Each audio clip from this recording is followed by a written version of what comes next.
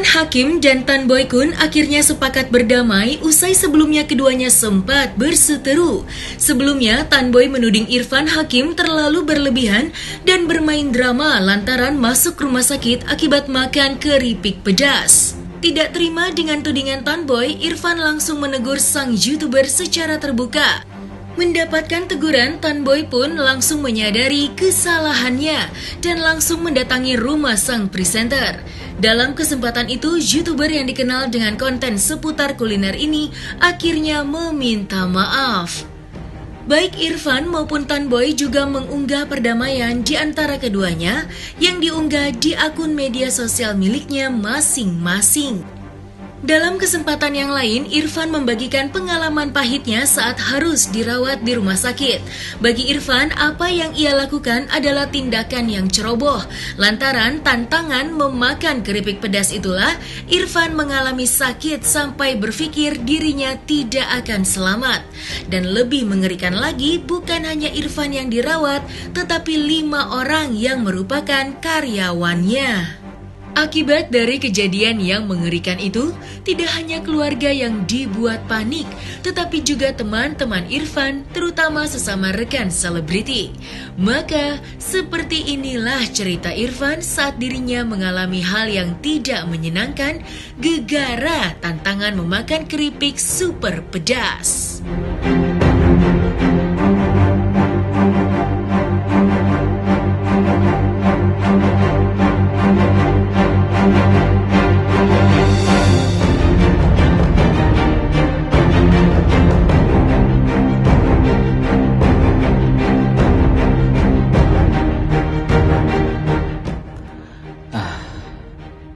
Mohon maaf kepada Bang Irfan Hakim dan tim, dan juga penonton channel Ada Hakim dan Tan Boy Kun.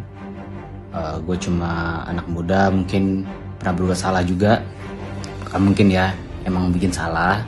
Jadi gue minta maaf dan mohon bimbingannya ke depan dari kalian ya.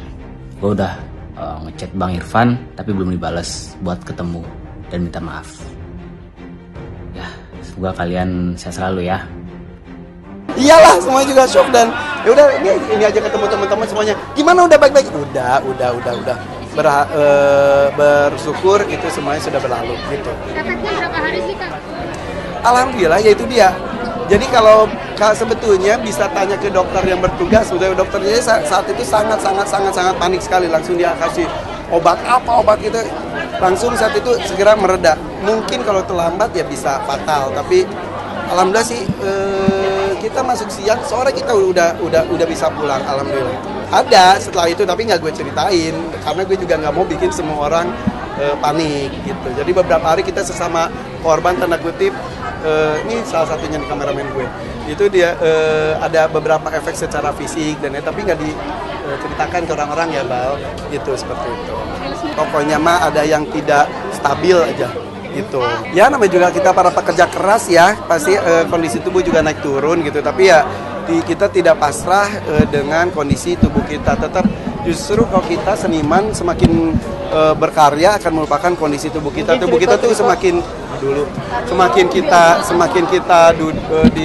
diemin, semakin diturutin. Kalau buat kita para seniman tuh akhirnya ya suka justru merasa makin parah gitu. Jadi alhamdulillah banyak yang merhatiin gue, banyak yang DM ke gue khawatir. Alhamdulillah sekarang gue baik-baik saja dan ya pelajaran kebodohan yang gue jalani ini mudah-mudahan jadi pembelajaran buat gue pribadi dan juga buat semua orang supaya tidak melakukan kesalahan yang sama. Itu bukan kesalahan sih, karena kalau ya keisengan sih kalau buat gue sih. Jadi kesalahan karena gue nekat tanpa pertimbangan gitu. Anak gue udah nangis kayak drama ya, ayah kena, udah nangis-nangisan. Udah isi gue juga udah kejambak gue terus pegawai gue juga ada yang gue tonjokin nggak sadar udah. Yang pegawai gue mah cuma cool gitu kan, astagfirullah. Kok gue mah ya aduh cerewet gue mah. Tapi ya kata pegawai gue pas udah, tapi mendingan bapak pak kita jadi tahu sakitnya apa. Jadi yang lainnya tuh bener lagi jalan pingsan, itu tragedi banget sih. Nah itu kan gue juga nggak niat ngonten kan, karena itu kontennya konten Tan Boy Kun. Jadi kita ngambil itu dari CCTV di rumah gue gitu.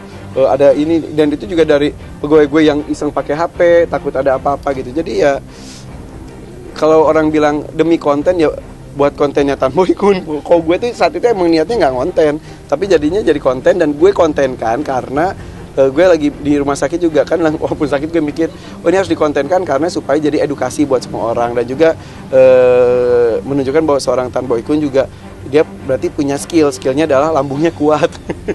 Kayak gitu. Enggak, untungnya enggak. Jadi emang masuk IGD, dilihat perkembangannya, ya udah akhirnya jam 4 juga kita udah pulang. Udah kita cerita-cerita.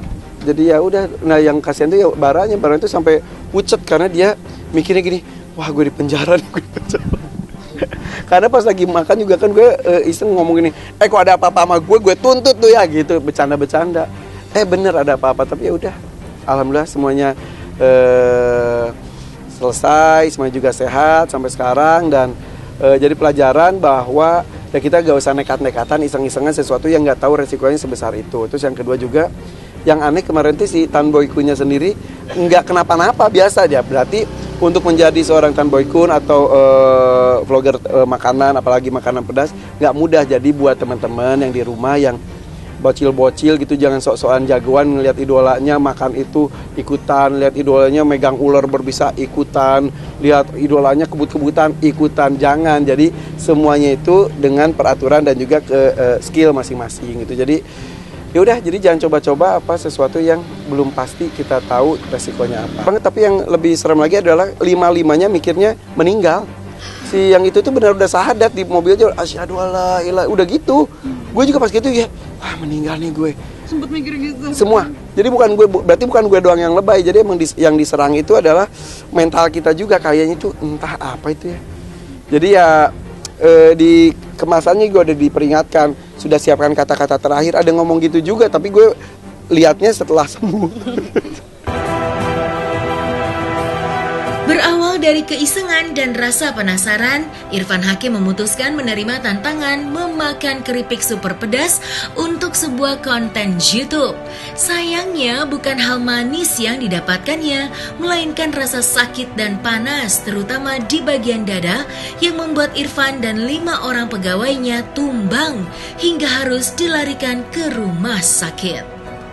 Untunglah pihak rumah sakit bergerak cepat dan langsung melakukan tindakan medis. Tidak butuh waktu lama, kondisi Irfan lekas membaik hingga akhirnya diperbolehkan untuk pulang. Lantas, seperti apa kronologis kejadian yang sebenarnya hingga Irfan berani menerima tantangan memakan makanan super pedas? Dan benarkah Irfan sempat berpikiran jika dirinya tidak akan selamat dari kejadian tersebut?